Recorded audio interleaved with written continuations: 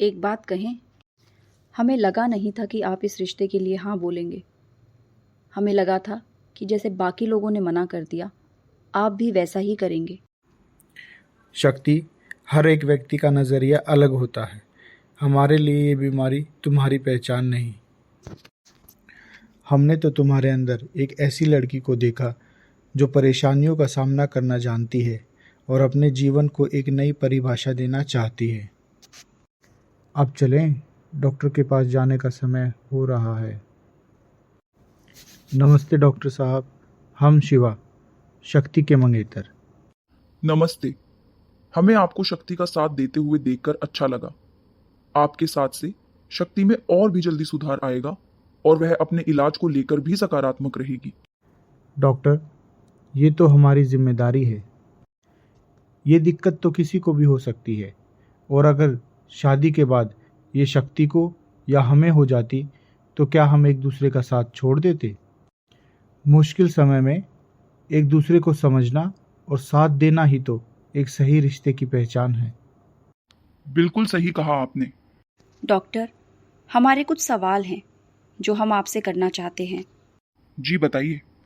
Doctor, अब हम काफ़ी ठीक हैं, लेकिन अभी भी हमें कभी एंजाइटी हो जाती है। ये पूरी तरह से कब ठीक होगी? क्या आप कुछ ऐसी परिस्थितियों के बारे में सोच सकते हैं जहां एंजाइटी से आपकी मदद हुई हो? हाँ, जब हम एग्ज़ाम्स के लिए पढ़ाई करते थे तो थोड़ी एंजाइटी होती थी, लेकिन उसके कारण हम पढ़ पाते थे। अगर चिंता ना करते तो शायद कभी पढ़ ही नहीं पाते। बिल्कुल सही। एंजाइटी हमेशा बुरी नहीं होती, मुश्किल परिस्थितियों में हमारी मदद भी करती है। इस ट्रीटमेंट का लक्ष्य आपकी एंजाइटी को पूरी तरह खत्म करना नहीं, बल्कि जरूरत से ज्यादा होने वाली एंजाइटी, जिसके कारण आपके रोज के कामों में बाधा डल रही है, उसे सामान्य स्तर पर लाना है। ये हमें दोबारा तो नहीं होगा ना?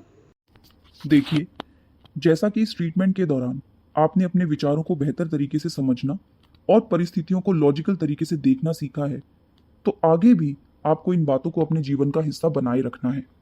आप जितनी प्रैक्टिस करेंगे, उतना ही अच्छे से अपने जीवन में आने वाली समस्याओं का सामना कर पाएंगे और जरूरत से ज्यादा होने वाली एंजाइटी को संभाल पाएंगे।